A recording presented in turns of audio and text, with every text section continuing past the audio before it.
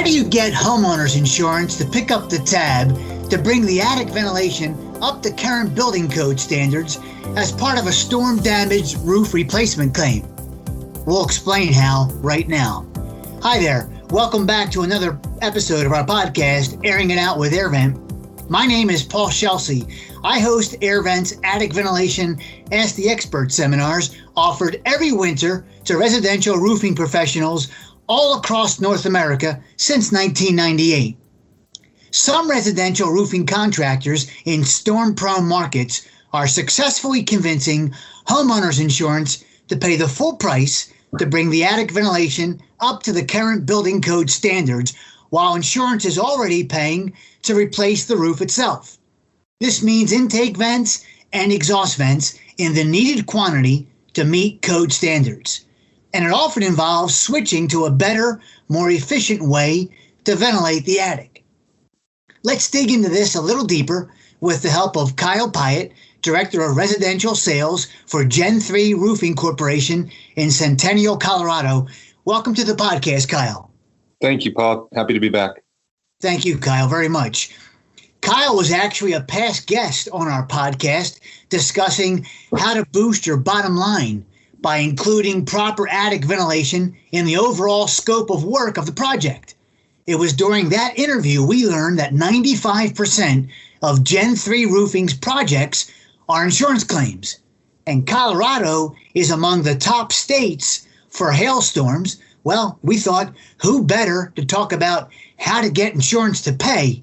So welcome back, Kyle. Thank you. Kyle, I'd like to walk the listeners through a sample scenario. Hopefully it sets the table for how to explain and persuade homeowners insurance to pay the tab. Let's say a nasty hailstorm came through the area that beat up the roof and the vents pretty badly. And let's say homeowners insurance is willing to pay for a complete roof replacement, including the damaged vents. We'll say there's 5 box vents on the roof for attic exhaust ventilation. Now let's say your company has been hired by the homeowner to do the work. Gen 3 Roofing will be replacing the roof. Upon inspection, you determine that the 5 box vents are not enough to properly exhaust vent that attic. Due to the attic size, it actually needs 8 box vents.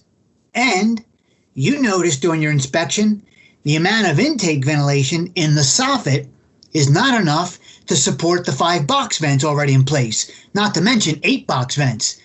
You notice this because you're well aware that proper attic ventilation needs to be a balanced system of intake vents and exhaust vents.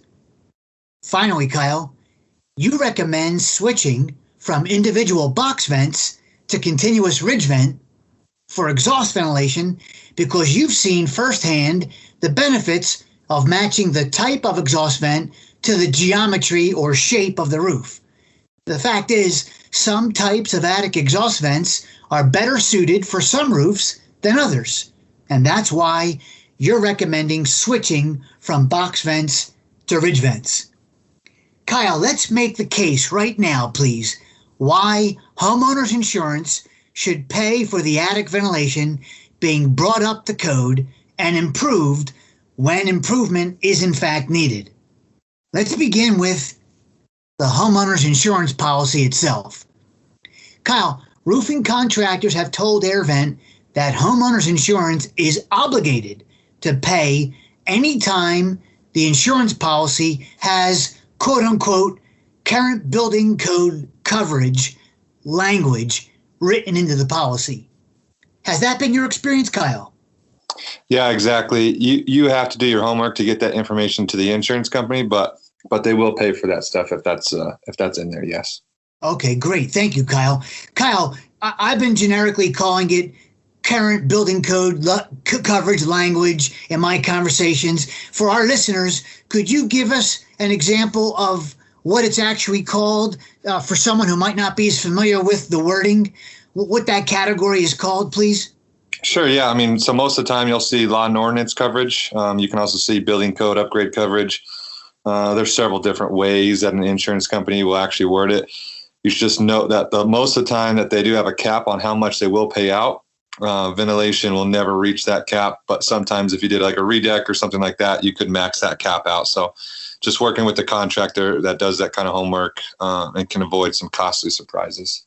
Okay, great, Kyle. Thank you. So law and ordinance, that's the terminology that we're looking for in the policy. Thank you. Okay, great.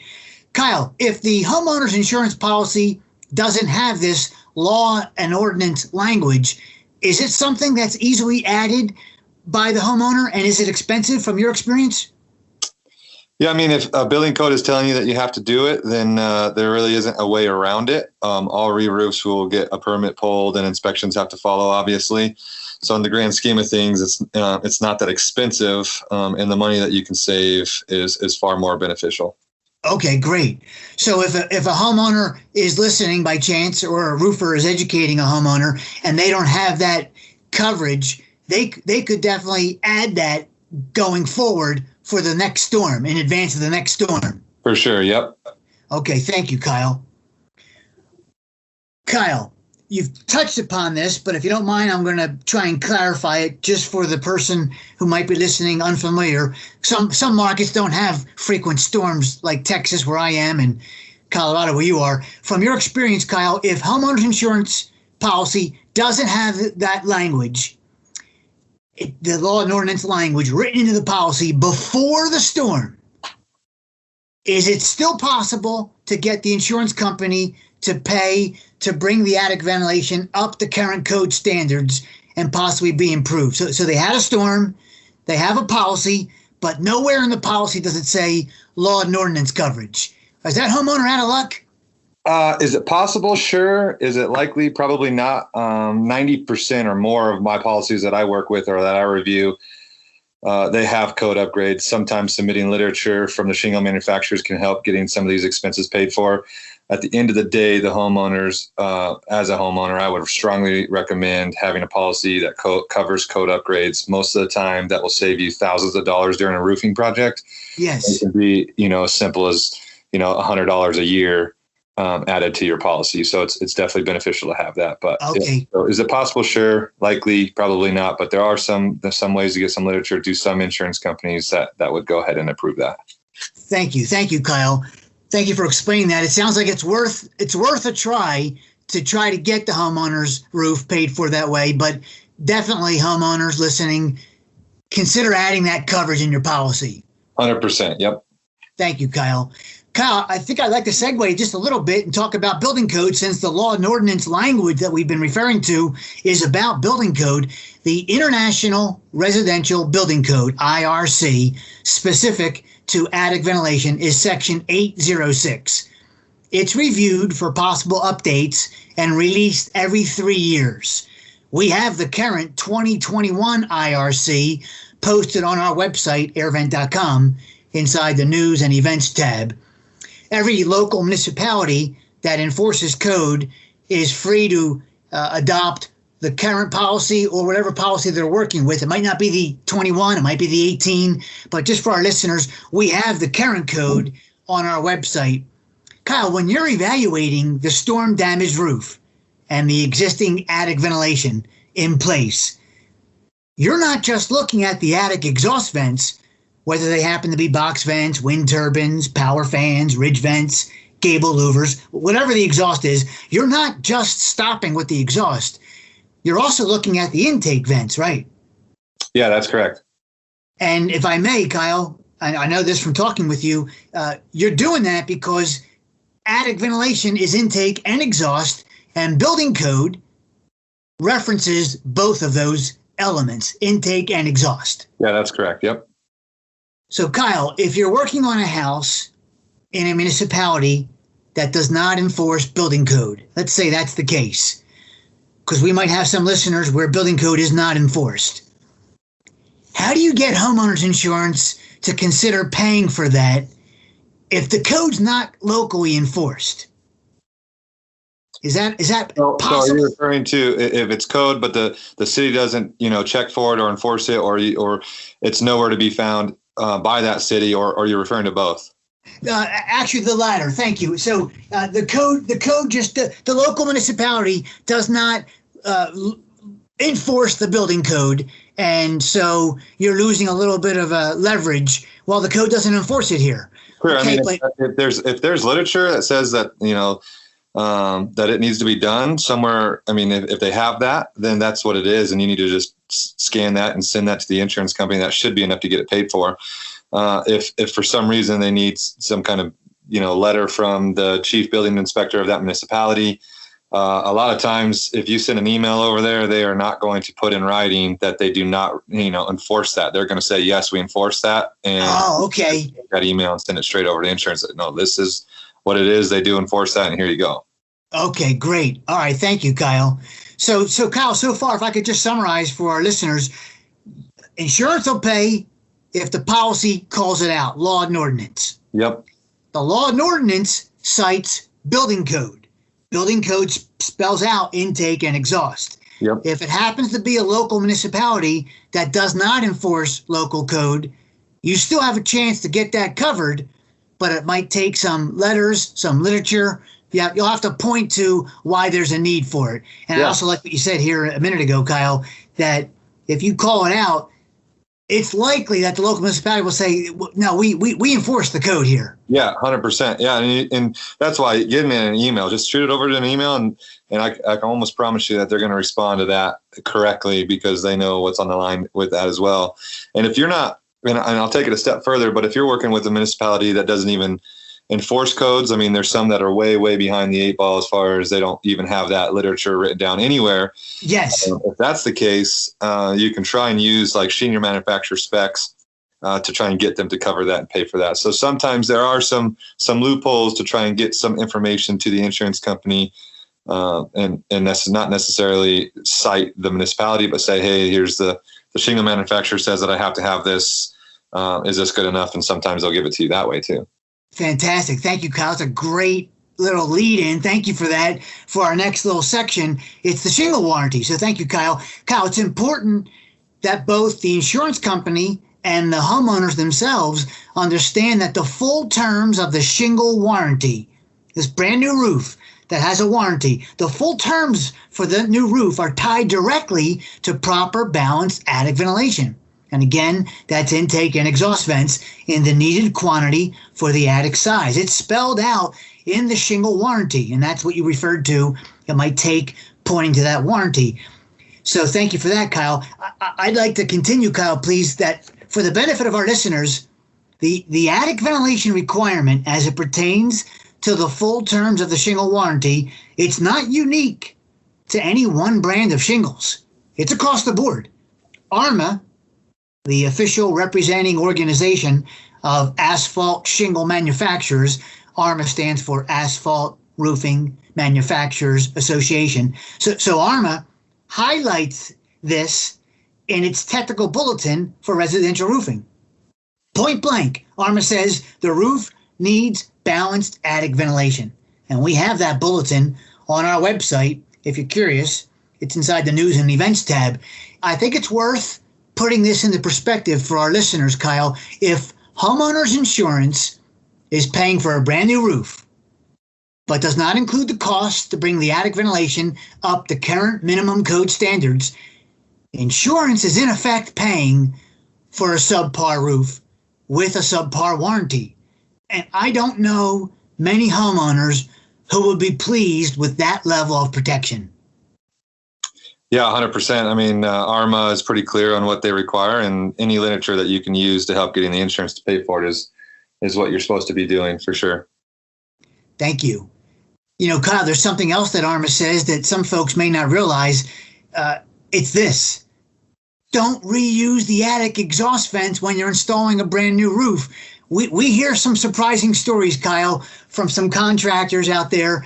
Homeowners insurance sometimes wants the roofing contractor, this is what we hear, wants the roofing contractor to reuse the attic exhaust vents because they were not damaged during the storm. The roof got hit, the vents did not get hit. So please reuse the vents. We believe that's bad practice, Kyle, to try to remove and reinstall the same vents. the additional handling of those vents, remove them and then try and reinstall them, it could damage them. Proper fastening could be compromised at that point. It's our stance: new roof, new vents, and it's also ARMA's stance as well. Yeah, 100% spot on. I will throw in there too, new flashings. Anytime that you install a new roof, you should restart the life of that roof 100%. So new flashings, new vents, new roof, new everything. So yeah. Everything new. Yeah, thank you, Kyle. Thanks for clarifying with the flashings too. Kyle, I'd like to switch gears a bit. This is good news, I believe, if you're an insurance company listening. The insurance company actually stands to possibly save money by paying to bring the attic ventilation up to code or improve it. Sabrina Johnson, president of KDCO Home Improvement in Akron, Ohio, put it this way in a recent conversation I had with her: proper attic ventilation will decrease the expedited dryout of the shingles. Therefore, during hail and windstorms, as the age of the roof increases, the roof will be much more pliable and able to sustain hail without fracturing the matting. This will help the insurance companies keep the costs of buying new roofs, because they prematurely dried, to a minimum. Yeah, that's great. Yeah, I found that very interesting. Sabrina also said this that I never thought of, Kyle. Sabrina said, balanced attic ventilation can help slow the spread of a house fire. God forbid if there's a house fire, but if there's a house fire, because the airflow reduces the heat inside the attic that can exacerbate a fire. Insurance companies, Sabrina says, insurance companies may be able to help reduce the cost of the claim because less damage was ignited and spread due to this proper attic ventilation. I found both of those points interesting from Sabrina. Kyle, would you mind briefly, in your own words, just explain for the listener, how do you bundle all of this up? And I know you've been doing it for a while. It might be second nature to you. How do you bundle all of this up and present it to homeowners insurance? What's your process briefly, please? Well, with us at Gen 3 Roofing, we have files made up for code required items that we can quickly scan and email highlighted information that we need them to see. Each municipality has its own folder that we update regularly, containing the info that you need to send into the insurance company. And so, in Denver, we have probably 30 or 40 different municipalities that we work with on a regular basis, every year, that we're constantly updating. And whether they're using the 2012, 2015 IRC, 2018, 2021, we just kind of have all that information on in a file, and just we can quickly scan it and send it right in. And usually there's no hassle. Highlight what you're trying to actually send in and what you want them to read, because if you just sent them a whole couple of pages full of stuff, they're probably just going to say, yeah, I'm not going to sit here and read all this. So I just highlight what they need to see. If they see it, usually there's no fight and they just pay for it. So that's good. Great. Thank you, Kyle. I can tell you got a system down. That's awesome. Right. Yep. Kyle, as we wrap things up and wind this episode down, here I summarized what I believe are the key reasons. I got 5 of them based on our conversations. Why insurance should cover the attic ventilation costs when paying to replace a storm damaged roof. 1. Homeowners insurance policy itself, the policy has law and ordinance language that obligates the insurance company to pay to bring the attic ventilation up to code standards, and that's intake and exhaust vents. 2, even without law and ordinance language in the policy, proper attic ventilation helps the roof meet its life expectancy. So with a reasonable explanation, insurance could possibly take that into account. 3, the full terms of the shingle warranty are directly tied to proper attic ventilation. 4, the quantity of vents already in place before the storm hit is not enough. It's insufficient. And then finally, 5, why spend thousands of dollars on a subpar roof replacement? Those are the 5 key summary points. Kyle, is there anything you want to add to this topic, or anything in general for our listeners that you want to just offer? No, I think we covered it. Okay, great. This is a pretty hot topic, and I appreciate your availability, Kyle. This comes up frequently during our seminar Q&A sessions, and I think this is going to be helpful to folks. I want to thank you, Kyle, very much for your time, and appreciate your sharing your expertise and your knowledge on behalf of AirVent, the industry, and homeowners. Thank you so much for your time today, Kyle. I appreciate it. Thanks again for having me, Paul. Thank you, Kyle. Proper airflow in and out of an attic is a brand new roof's insurance policy, and that's why homeowners insurance should include it as part of the replacement roof claim. Well, that wraps up this episode. Please leave us a review on iTunes if you'd like, and be sure to let us know if there's a topic you'd like us to cover in future episodes. Maybe you'd like to be a guest one day like Kyle was a guest today. Drop us a note on the podcast page of our website, airvent.com. And please come back for more Airing It Out with AirVent. I'm Paul Chelsea. Thanks for listening.